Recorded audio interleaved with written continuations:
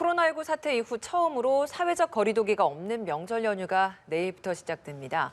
연휴 기간에 3천만 명이 이동할 걸로 예상되면서 대인 접촉이 크게 늘면서 재유행 우려도 나오고 있습니다. 추석 방역 대책 그리고 교통, 물가 상황까지 오늘 자세한 내용들 김민아 시사평론가, 김경우 서울백병원 가정의학과 교수 이렇게 두 분 모시고 이야기 나눠보겠습니다. 어서 오십시오. 안녕하세요. 안녕하십니까. 네, 이번 추석 사실상 예전 명절로 다시 돌아갔다라고 해도 과언이 아닐 것 같습니다. 앞서 저희가 또 보여드렸던 것처럼 3천만 명이 이동할 것이다. 이런 전망도 나오고 있는데 이번에 가장 크게 바뀌는 것이 추석 때 원래 이 교통 통행료 이게 면제가 됐었는데 다시 이게 시작이 되는 거죠? 그렇죠. 예년에는 항상 이제 명절 기간에는 고속도로 통행료는 면제를 해서 좀 서민들의 어떤 이 고향을 내려가는 이 귀경길을 좀 편하게 해주는 그런 정책을 시행을 했는데 코로나19 기간 동안에는 거리두기가 이제 시행이 되다 보니까 이동량을 좀 줄이고 또 좀 코로나19 상황이 좀 안정적으로 변화하면 그때 이제 좀 명절 맞이 가족들을 만나는 그런 것들을 하자라는 취지에서 이 통행료 면제를 하지 않았었거든요. 근데 이번에는 앞서 말씀해 주신 것처럼 거리두기가 없는 그런 명절을 이제 맞이하게 됐기 때문에 이번에 이 예년과 마찬가지로 코로나19 이전과 마찬가지로 고속도로 통행료가 면제가 이제 됩니다. 그리고 이제 이렇게 판단하는 것의 어떤 배경으로 이동량이 또 급증할 것이다 이 판단이 있는 거거든요. 그래서 지금 보면은 고속도로 일평균 한 542만 대의 차량이 이용할 것으로 예상이 되고 또 그러면 하루 평균 한 603만 명 정도가 이동 예상되는데 특히 이렇게 이제 대부분의 이제 귀경길 그리고 귀성길에 오르는 국민들이 이 대중교통이라든지 뭐 기차라든지 이 버스라든지 이런 것들을 이용하기보다는 대부분 승용차를 이용할 것이다 이렇게 예상이 되고 있습니다. 뭐 이전에도 뭐 그랬습니다만은 코로나19 기간에는 또 여러 가지 이제 감염 우려나 이런 것들 때문에 더 이제 철도나 버스 이용률이 줄었었는데 그런 추세 자체는 또 유지가 되고 있는 거거든요. 그러다 보니까 이 승용차 이용이 더 많아질 것이다라는 점에 있어서도 통행료 면제가 상당 부분 귀경길에는 그래도 좀 편하게 귀경할 수 있는 이런 요인이 되지 않을까라고들 생각하고 있습니다. 이번 추석은 연휴가 상대적으로 그렇게 길지 않고 코로나 동안에 못 갔던 분들이 많이 가셔서 더 교통 대란이 우려가 되거든요. 아주 많이 막히는 그런 날짜가 있다면 언제일까요? 일단 뭐 계속 이제 이 도로 상황은 계속 이제 좋은 상황은 아닐 것 같습니다. 여러모로 이동량이 많을 수밖에 없기 때문에 지금 이제 조사를 해보면은 아무래도 이제 추석 당일에 가장 이제 좀 혼잡할 것이다라는 그런 이제 얘기가 나오는 겁니다. 한국도로교통연구원이 조사를 해본 바에 따르면 대부분의 이제 귀성길에 나서는 이제 국민들은 9일날 오전에 출발을 할 것이다라고 얘기를 하고 있고, 근데 돌아오는 기간에 있어서는 돌아오는 일자는 이제 10일부터 순차적으로 돌아올 것이다 이렇게 얘기를 하고 있는데 10일 당일에는 이제 10일 당일날 돼서 내려가는 분들도 있고 또 10일 당일날 그냥 올라오는 분들도 있고 또 예를 들면 뭐 친가에서 외가로 이동한다든지 이런 이동이 있는 데다가 그리고 이제 10일까지 추석 당일까지 좀 이렇게 일정을 끝내고 그 이후에는 여행을 가겠다 이런 계획을 세운 분들도 있기 때문에 아무래도 추석 당일날에는 굉장히 이동량이 많을 것으로 일단은 예상이 되는데요. 하지만 귀성과 귀경에 이제 초점을 맞춰 보면은 아무래도 9일날 오전에 이제 내려가는 이제 그런 수요가 굉장히 많을 걸로 예상이 되고 돌아오는 수요, 이제 귀경길에 있어서는 11일, 12일 나눠서 이제 좀 귀경을 할 것으로 예상이 되기 때문에 그러한 것을 감안하셔가지고 이동을 하는 그런 것이 필요할 것 같습니다. 자, 고속도로와 휴게소, 고속도로 휴게소 그리고 버스, 기차 내에서도 이제 출식이 가능해진다라는 게 굉장히 큰 차이가 되는 것 같습니다. 어떤 점을 좀 주의하면 좋을까요, 교수님? 네, 여전히 코로나19 유행이 지속되고 있기 때문에 주 일평균 확진자가 뭐 8만 명 이상 나오고 있기 때문에 여전히 감염자를 언제든지 만날 수가 있고 특히 이동량이 많은 상황에서 혼잡한 상황에서는 또 그리고 가까이 이렇게 계신 상황에서는 마스크를 벗는 상황에서 언제든지 감염 전파 위험성이 있기 때문에 실내 취식이 필요하실 때는 하셔야 되지만 그 이외 시간에는 기존에 하셨던 것처럼 항상 마스크를 착용해 주시고 가급적이면 큰 소리로 대화하는 걸 좀 자제해 주시고 마스크를 잘 착용해 주시는 노력 그리고 충분한 환기를 해주시는 노력들이 매우 중요할 것 같고요. 지금 이제 이동하실 때 어떤 좌석 같은 경우 띄어 앉기를 하지 않고 있고 또 휴게소도 매우 혼잡할 것이 예상되기 때문에 이제 휴게소 혼잡도를 미리 안내해서 이제 다음 휴게소를 이용하도록 이렇게 안내 표지를 한다고 알려져 있는데요. 그래서 상황을 보셔서 이제 혼잡한 휴게소는 조금 지나가시거나 방문하실 때에는 마스크를 벗지 않고 좀 취식을 하지 않고 이용하시는 그런 요령들이 여전히 필요하시겠습니다. 예, 예. 그런 취식도 그렇고 뭐 국립묘지도 3년 만에 전면 개방이 되고 다양한 방역 정책들이 바뀝니다. 이 부분에 있어서 뭔가 이 명절을 계기로 재유행이 좀 더 강해지지 않을까 하는 우려의 목소리도 있는데 전문가님 어떻게 생각하시는지요?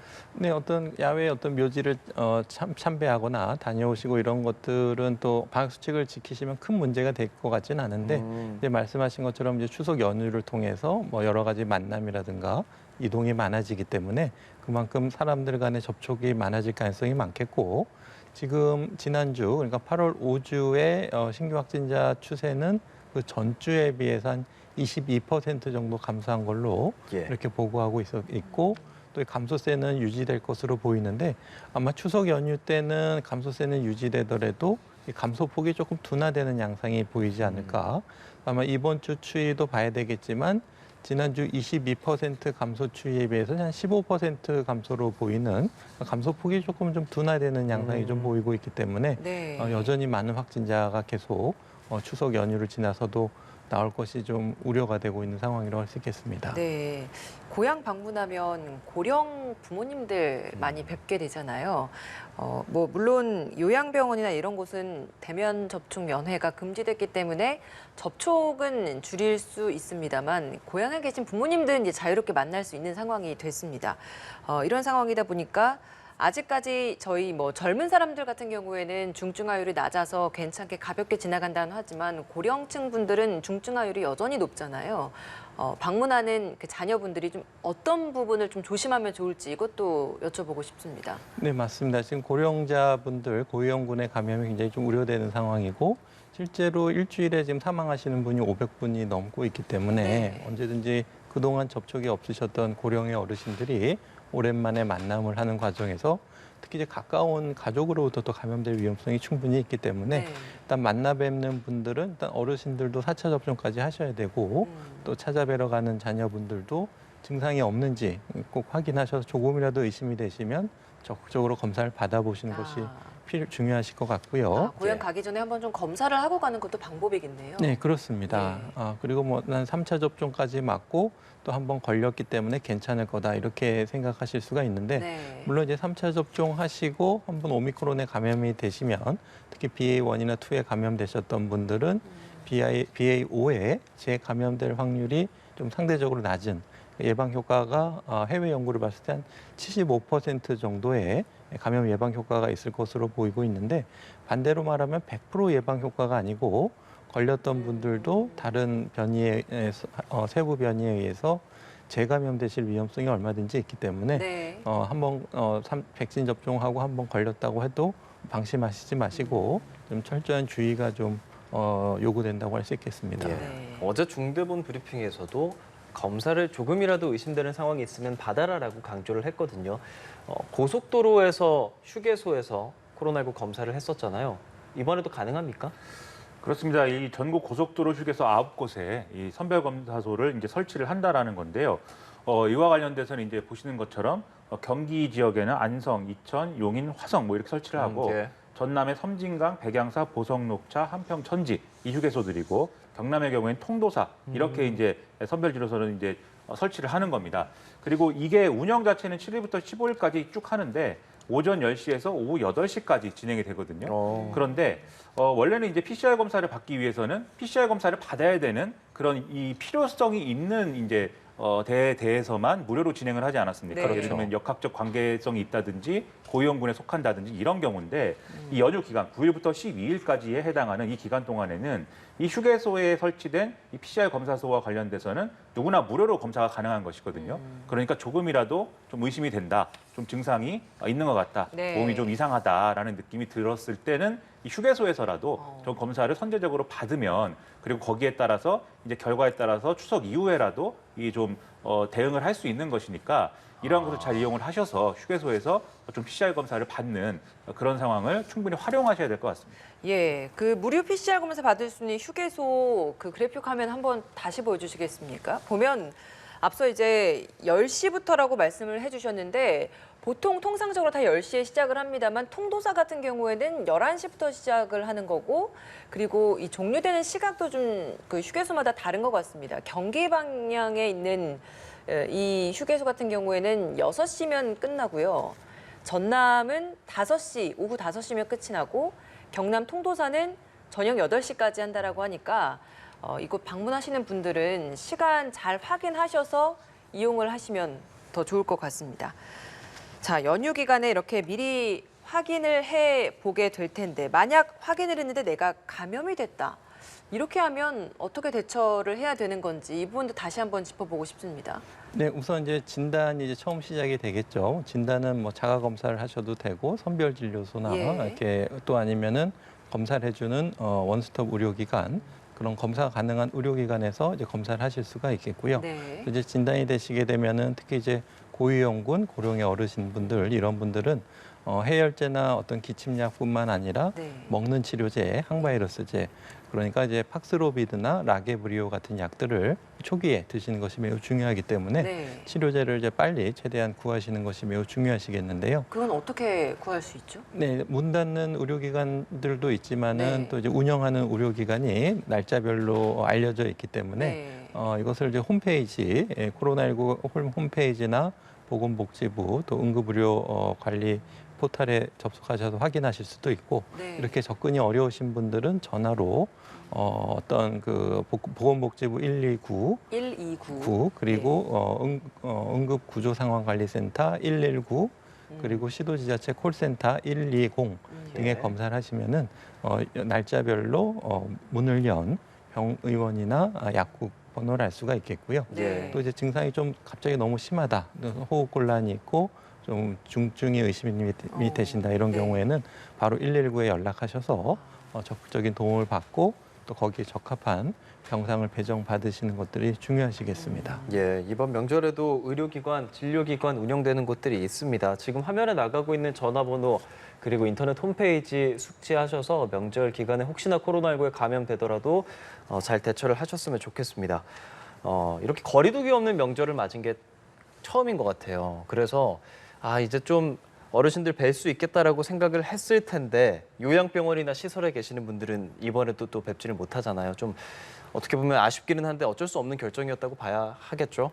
네, 그렇습니다. 이제 요양병원, 요양시설은 잘 아시는 것처럼 거기 계신 분들 자체도 고위험군이 많으시고 또 면역력이 약하시기 때문에 노출됐을 때 잘 감염이 되실 수가 있는데 환경 자체가 독립적으로 생활을 못 하시기 때문에 누군가가 이제 가까이서 이제 도와드려야 되고 그 안에서 또 숙식을 같이 하시기 때문에 마스크 착용이나 이런 것들이 좀 어려우신 환경이라서 이런 곳에서 한 분이라도 감염이 되시게 되면은 많은 분들이 동시에 감염이 될 수가 있겠고 그렇게 요양시설에서 집단 감염이 생기게 되면은 집단적으로 중환자나 사망자가 급격하게 증가할 수가 있는데 또 이런 분들이 또 이제 중환자실이나 또 이러한 의료 시설을 이용하셔야 되기 때문에 상대적으로 이제 갑자기 한 지역에 병상이 또 부족해질 수가 있는 상황이 있어서 이렇게 고위험군 분들이 집단으로 모여 계시는 곳 이런 곳에 대한 철저한 방역 관리가 매우 중요하겠는데요.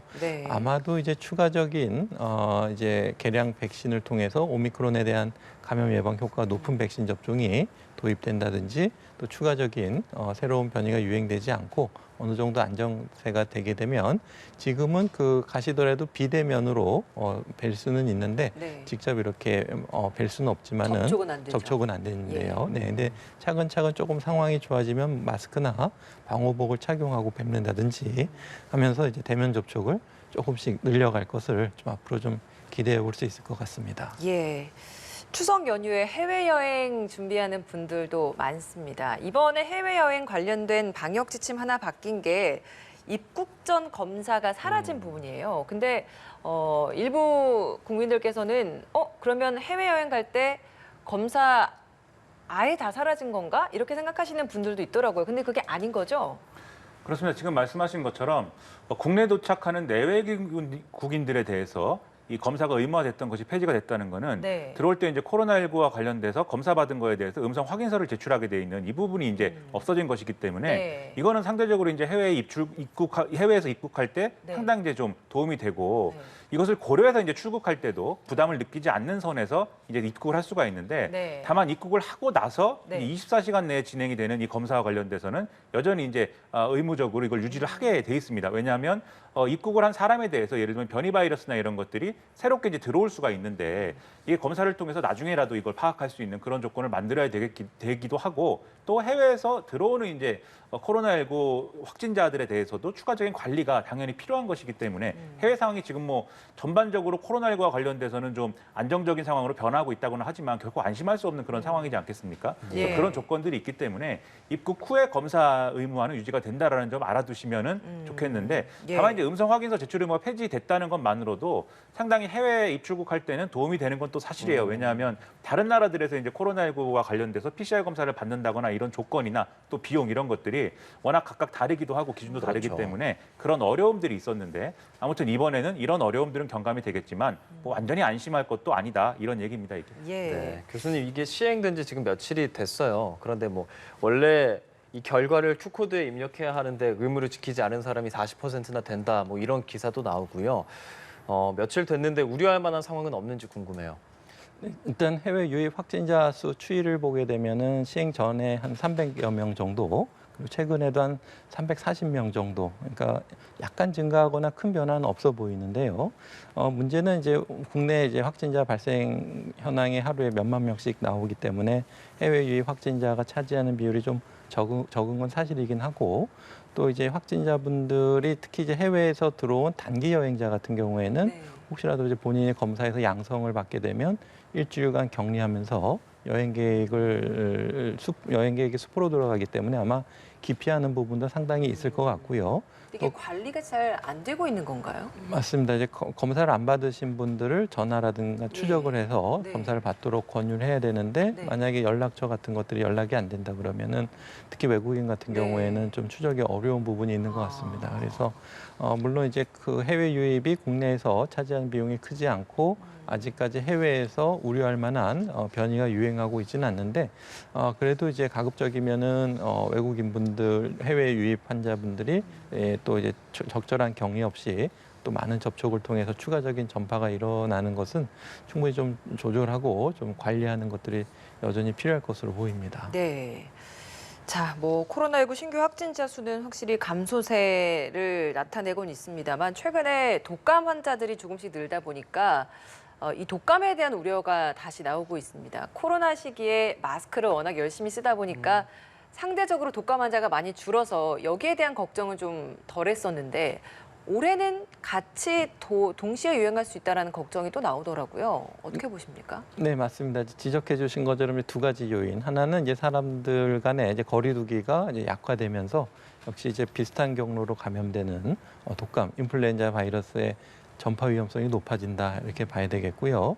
또 이제 남반구, 그러니까 우리나라 여름에 이미 겨울을 맞았던 호주나 뉴질랜드 등에서 이제 독감 환자가 증가했다는 보고가 있기 때문에 그리고 전 세계적으로도 북반구에서 많은 유행이 예상되기 때문에 네. 아마 이번 겨울에는 인플루엔자 유행이 작년이나 재작년과 다르게 증가할 것으로 좀 우려되고 있는 상황입니다. 예. 그래서 얼마나 국민들께서 일상생활 방역을 잘 지켜주시고 또 무엇보다도 중요한 게 이제 독감 예방 접종이 그쵸. 역시 이제 코로나19 예방 접종처럼 특히 소아라든지 고령의 어르신, 고위험군 분들에게는 중증으로 가는 것을 예방해 줄 수 있는 효과가 있기 때문에 네. 그리고 또 감염 전파 예방 효과도 있기 때문에 많은 분들이 이번 절기에는 독감 예방 접종에도 적극적으로 참여를 해주셔야 되는데요. 잘 알려진 것처럼 아마 이제 개량 백신이 곧 들어올 텐데 이제 코로나19 백신과 독감 백신과는 같이 맞으셔도 또 기간을 특별히 띄우지 않으셔도 접종이 가능하시기 때문에 그래요? 네, 걱정하지 마시고 네. 적극적으로 백신 접종에 참여해 주시는 것이 중요하겠습니다. 예, 이렇게 명절을 앞두고 걱정되는 것 지금 계속 얘기하고 있는 방역 상황도 그렇지만요. 요즘에 물가가 너무 올라서 그 부분도 저희가 계속 좀 이야기를 해봐야 할 것 같아요. 평론가님, 물가가 얼마나 오르고 있습니까? 물가는 계속해서 이제 오르고 있어서 원래 이제 연초에 좀 전망하기로는 물가 상승률이 한 4% 넘을 수 그래서 상당히 위기감이 있었는데 예. 그게 이제 거의 이제 5%, 6% 정도는 지금 뭐 뉴노멀이 된 것 같은 그런 분위기이기 때문에 계속해서 고물가 상황은 이제 부담이 될 수밖에 없는데요. 특히 명절을 앞두고서는 우리가 추석이니까 이제 차례상도 마련해야 되고 할 텐데 그러니까요. 여기에 들어가는 비용이 이제 상당히 부담이 될 것이다 이렇게 볼 수밖에 없는 거고요. 그리고 이 중에서도 특히 농산물과 관련돼서는 상당히 지금 이제 비용이 이 전년도 대비 봐도 크게 이제 뭐 올라 있는 것으로 지금 나타나 있습니다. 그래서 파악을 해보면 생활물가의 이 구체적인 수치를 파악을 해보면은 전체적으로 생활물가 지난해 비해서 한 8.5%가 인상된 걸로 나타나는데 이 중에서도 배추 같은 경우에는 전년 대비 한 51%, 무가 38%, 또 홍로 사과가 29%, 시금치가 34% 이런 거여서 우리가 시금치가 8,000원이 넘더라고요. 그러니까 말입니다. 그러니까 추석 때 좀 이 가족들이 모여서